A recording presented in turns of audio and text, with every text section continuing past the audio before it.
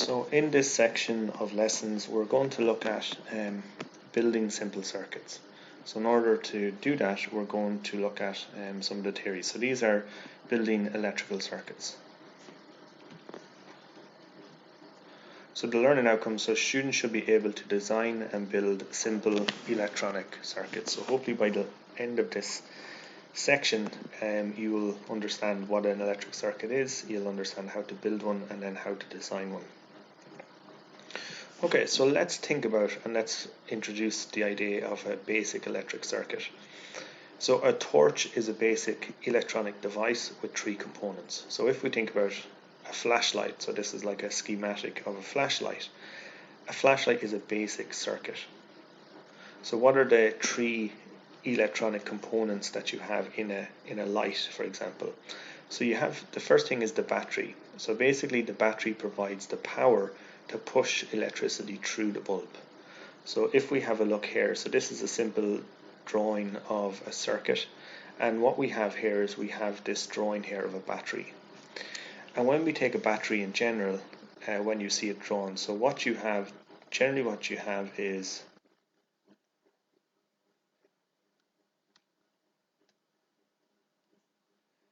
so you will get, batteries have these two terminals.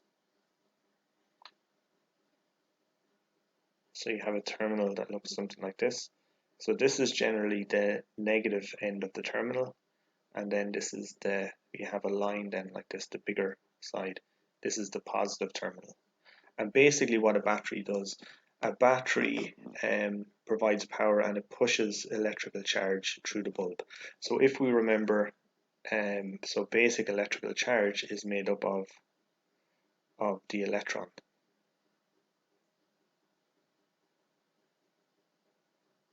And basically what the battery does is it provides the what's known as voltage,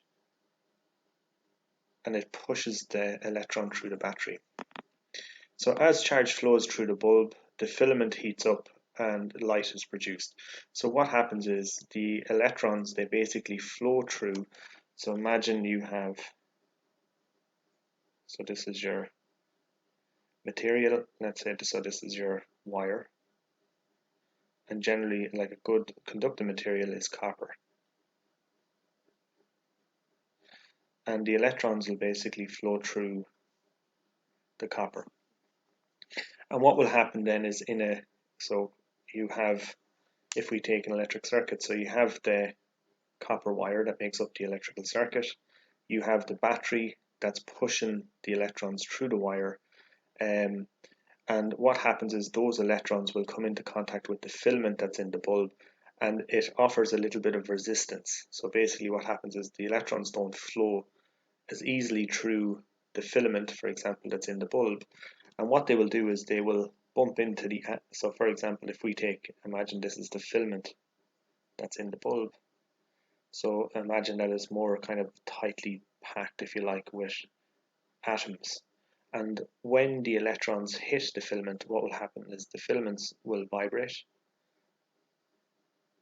and they will, so you have this energy called kinetic energy or movement energy, and that energy will be transferred into the atoms in the filament. The filament will start to vibrate, and with that it'll get hot, and it'll actually get so hot that it'll go white hot, and when it gets white hot it emits light. So you have, for example, the movement energy or kinetic energy in the electron being transferred into light. Okay, so it actually gets so hot, it vibrates so much that it gives off light. And then the person uses that light to see where they're going, for example. In the circuit then as well, so you have the battery, you have the wiring that makes up the circuit, and then you have the light bulb, and then you have what's known as a switch. So a switch can break the circuit and stop the flow of charge through the bulb.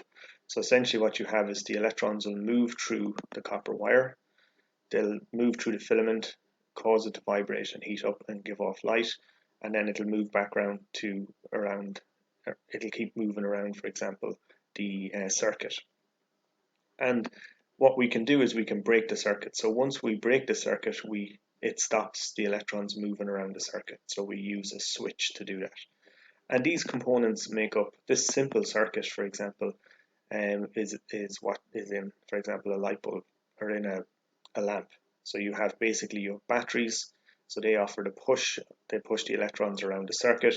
You'll have the copper wire that goes through the switch and then is connected back into the bulb and then is connected back to the batteries, just like this schematic shows here. And basically what that does is this simple electronic device gives us, for example, a handheld torch. And that's just one of many different types of um, electrical circuits that you have, for example, that are out there, and one of the examples that we're looking at. So copper wire acts as a conductor to allow charge to flow from the battery to the bulb. The plastic case acts as an insulator, preventing any charge from flowing through the person's hand. So you have this insulating material, and then you have this copper wire, for example, which is a good conducting material. So you kind of have two types of material then when it comes to building circuits. So for example, you have copper, which is a good conductor. So it's a conducting material. So that just means it lets the electrons move through it. And then generally what you have, for example, if you take a piece of wire, or in the case of the torch that we're looking at here, you have this other material which is known as an insulator. And basically an insulator, if the electron, for example, electrons come along and it tries to go through this insulator, it won't go through it, it'll bounce off, for example. So it stops the electricity moving out of the wires and moving into the person and electrocuting the person. So that's why if you have, for example, plugs that are plugged into walls, it's important that the leads are not damaged in any way, because what will happen is the electricity from the wire will flow through the copper wire and into your hand. So this is like a very quick and kind of high level introduction to like basic simple circuits. So it's important that we start to look at these components, we start to understand how they all work together, and then we start to understand how to build simple circuits like this circuit here that we're looking at.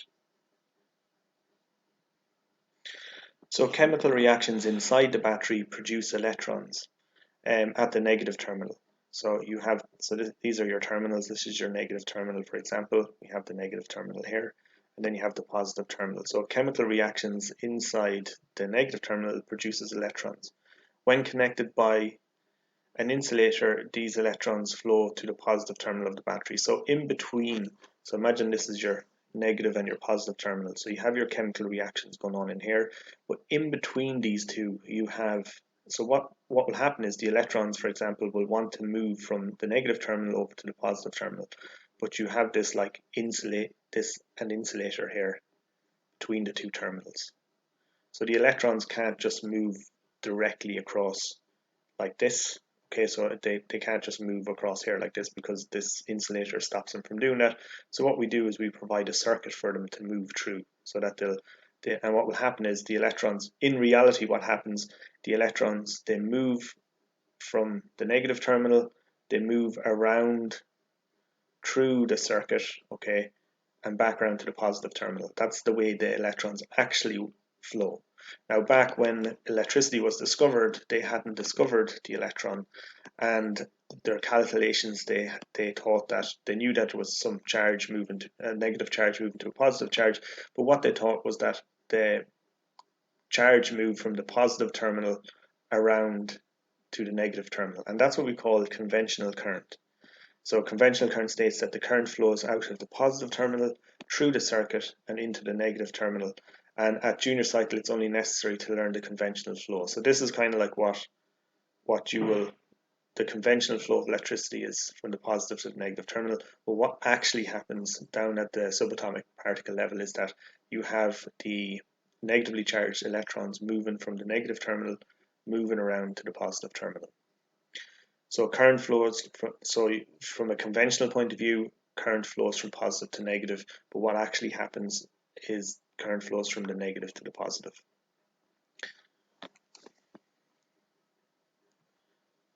So if we have a look here, we can build a simple circuit using this piece of software. So the first thing that we want to put into our circuit is a battery. So a battery provides the electrons and the push on those electrons around the circuit. Then what we want to do is we want to put in a simple component, like for example a light bulb. We can put the light bulb in here like so. We can just put it like this. So now what we need to do is we need to provide a path for the electrons to move through. So in order to do that, we can create, for example, we can create a circuit using wire like this, and basically what we can do is we can connect this up here. So we've connected up from this side to from the positive side of the terminal, and then what we can do is we can connect up to the negative side of the terminal like so. And what we'll do as well is we'll put a switch in here. So we'll just switch this around. So we're going to put a switch in like so. So switch is just a simple break in the circuit. And then what we will do is we will put in some more conducting material like copper, which is just a simple wire like so. So this here is just basically constructing a simple circuit. So you have your battery, you have your conducting material, which is made up of the wire, you have a switch, and then you have a battery here. So this basically, it resists the flow of electricity through it. So when we turn this on, so what we can see here is that we have this flow of electricity moving around through the circuit. It's going through the filament bulb and it's causing the light to light up. So that's a basic simple circuit. So what are the things that are going on? So you have a current, which is just the flow of the electrons. You have the voltage, which is the it's like the push that's pushing the electrons around the circuit. And then you have the resistance. So basically the resistance is how easy it is for those electrons, for example, to move through the material. So for example, the electrons moving through here, the filament, are coming up against some resistance, and as a result of that, it's not as easy for them to move through here. So you get more kind of friction and you get light being admitted, and it's easier for the electrons to move through this part of the circuit.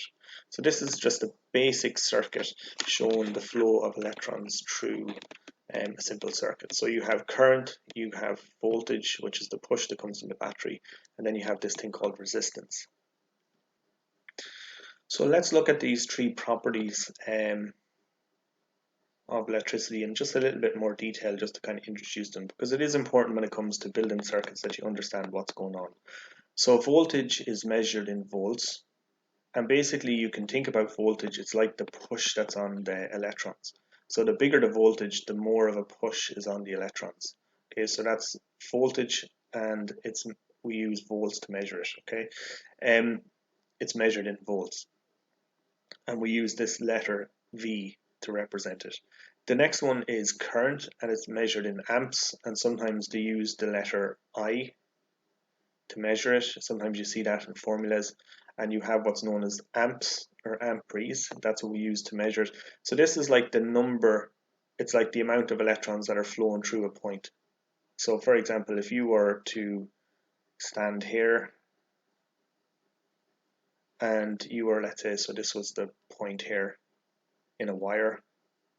So you were to stand at this point, and you were, let's say, every second you were to count the actual number of electrons that's passing that point, you would be measuring the current. Okay, so a current is the flow of electrons through a particular point. We use an amp, what's called an amp, to represent that. If you were to measure the voltage, for example, you're looking at how much energy those electrons have when they move through this particular point. And then resistance then, which is measured in ohms, and we use this symbol, which looks like this. So that's what's known as ohms, and ohms is like how easy it is for the electrons to move through the conducting material. And we have this formula that is used, it says, so basically voltage is equal to current, which is represented by I, multiplied by resistance. And this is what's known as Ohm's law. And we talked about that in previous lessons. So basically we can use this we can manipulate this formula to figure out, we can work out the voltage, we can work out the current, or we can work out the resistance if we have the other two of the particular properties. So again, just to kind of recap on what all of these are. So electricity is the flow of electrons. Current measures how many electrons are flown through a point in a conducting material. So we have what's known as electrons. So you can think about current is like the number of electrons. So imagine you have a group of electrons. So it's big. It's like a number of electrons that are moving through a particular point. The voltage then is like so if you think about these as a group, the voltage is like the amount of energy they have. So for example, if we take a conducting material like this, depending on the force that they're being pushed through. So for example, if the voltage in the battery is really big, the electrons will be pushed through it with much more force, and as a result, if they hit the light, or if they hit the atoms, for example, in the conducting material, the more force they're being forced through the battery, the more the molecules will vibrate, and the brighter the light will get, for example. So you can think about voltage, it's like the energy or the force that the amount of electrons are being pushed through. And then ohms is like resistance, it's like how easy it is for the electrons to move through. So if you take, for example, a piece of copper wire, it's easy for the electrons to move through. It's a good conducting material. If we take something like the insulating material that's around the copper wire, it's not, the electrons can't actually move through that, so they're what are known as insulators. Insulators have high resistance, okay, so they have high number of ohms, for example, in the resistant material. So again, this is a formula then that links the three of these properties of electricity together. So you have voltage, you have current, and you have resistance. So if we have a look here, this is like a kind of common calculation that you could be asked to calculate. You could be given like voltage, current, or resistance and asked to calculate either one of these. So if we look at this specific example, we give it a go. So calculate the resistance. So in this case, we're calculating this property here. Calculate the resistance of a bulb that has a current of 2 amps. So resistance is R, that's what we're trying to calculate, has a current of 2 amps. So amps is going to be this one here, which is I. That's what the letter that represents the current, or which is measured in amps. And it's connected to a 6-volt battery. Okay, so the voltage then is represented by V. So what we want to do is we want to calculate R. So voltage is equal to I multiplied by R. So what we're trying to do is we're trying to make R the subject, or we're trying to manipulate this formula so that R is what's called the subject. So we're trying to make R equal to. So what we have to think about is how do we manipulate this in order to make R the subject? Well, we have to get rid of this I in front of the R. So these are multiplied by each other, so we do the opposite of multiplication. We divide both sides by I, like so. And what that will enable us to do is these two will cancel out, and you'll be left with R, resistance, is equal to V divided by I. And this is the formula then we can use to manipulate and calculate the resistance. So what we do then is we take the values from the question and we substitute them into our manipulated formula. So resistance is going to be equal to voltage, which is 6, divided by the current, which is 2. And then that's going to be equal to 6 divided by 2, which is equal to 3. So it's going to be 3 ohms. Okay, so remember this is the symbol that we use to represent resistance. So that's a simple calculation then. So if we go back to our, here to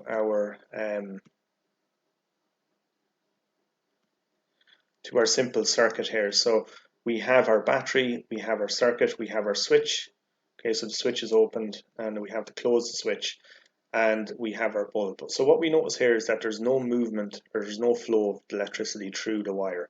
Why is that? Because at the moment we're using the there's zero voltage or the battery is dead. Okay, so just to get this kind of idea of each of the properties. So if we want to increase the voltage, so what happens when we increase the voltage? So what we're going to do is when we increase the voltage, what we do is we're given, it's like the push that pushes the electrons around the circuit. So we can see that once we add some voltage, what happens is you get this movement of electricity through the circuit. The current is the flow of the electricity, so that's what the flow is. And we can see then that there's some resistance happening up here in the bulb, and that resistance is converting the kinetic energy from the flow of the electrons into light energy through the lighting of the bulb. So what happens then when we increase the voltage? So you can see that as we increase the voltage, what we're doing is we're getting more flow of electricity through the copper wire. And again, if we increase it more, we keep increasing it, what we notice is that the light is going to shine much brighter. Why is it shining much brighter? It's giving off more light because you get the electrons have much more energy. The voltage is increasing. So as we increase the voltage, we increase the flow of the electricity, and we also, for example, we increase the light on the light bulb. So if we continue to increase the voltage, what's going to happen is it's going to increase the flow of electricity. Now what we can do is we can add in what's called a resistor. So if we add this in here to our circuit, so if we add a simple circuit, we can just cut this here, and that's going to stop the flow of electricity. And if we add in this thing called a resistor, so a resistor basically what it does is it resists the flow of electricity. So for example, resistance is measured in ohms, and the more resistance there is, so we can see that if we increase the resistance, for example, what that essentially does is it controls the flow of electrons. It reduces the flow of the electrons. So resistance then is the other property. So the more resistant the resistor is, the more it resists the flow of electricity. And as we see, the more the electricity is resisted, or the flow of electricity is resisted, the less light you get, for example, out of the light bulb. So then just to finish off, just to kind of go through, so potential difference, and sometimes we call it potential difference or voltage of a supply, is a measure of the energy given to the moving charge in a circuit. So the more voltage, the more the electrons flow around the circuit. It is the pushing power of the battery, and potential difference is measured in volts. Okay, so that's the V part. Current is the speed of flow of charge through a circuit. So current is measured in amps. So the more current you have, the more of electrons you have flowing through a particular point in the circuit. Resistance will reduce the current in a circuit, and we've seen that just in the demonstration. Resistance is measured in ohms, and the symbol for ohms is this symbol here. So resistance is calculated by using Ohm's law. So voltage is equal to current multiplied by resistance. And then we've looked at this simple calculation then as well. So example, calculate the resistance of a bulb that has a current of 2 amps connected to a 6-volt battery. So current is equal to voltage multiplied by resistance. So this was the calculation that we done in the previous piece, which is this one here. So we can see that calculate the resistance of a bulb that has a current of 2 amps when connected to a 6-volt battery. So its resistance is measured in ohms. It's going to be 3 ohms, like so. So that is a basic introduction to a simple circuit and looking at the properties of electricity known as voltage, current, and resistance. So we're going to get into these in more detail in subsequent sections, and we're going to look at building simple circuits as well. Okay, thank you for listening.